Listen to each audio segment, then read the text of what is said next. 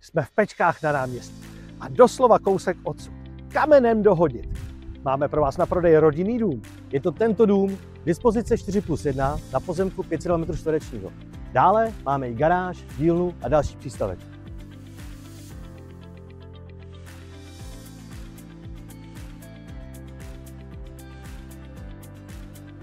Zahrada je do vnitrobloku, takže je to soukromý a relativně klid.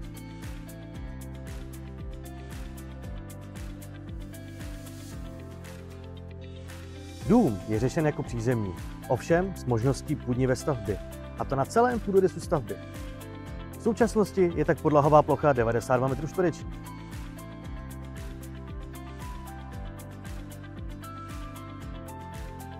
Vytápění je zajištěno plynovým kotlem a radiátory. Objekt je samozřejmě napojen na elektřinu, plyn, kanalizaci a vodu.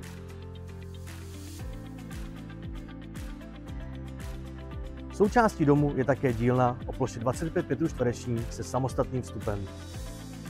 Na pozemku je dále vedlejší stavba o velikosti 45 m², kde máte k dispozici garáž, sklad dřeva a vejminek.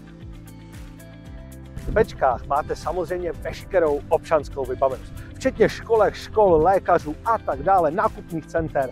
Ale v neposlední řadě bych chtěl zmínit, že tady taky máte vlak a nádraží je od baráku doslova 5 minut chůze. V Praze jste tak za 40 minut. Tak se přijďte podívat, zavolejte mi a já vás tu rád provedu.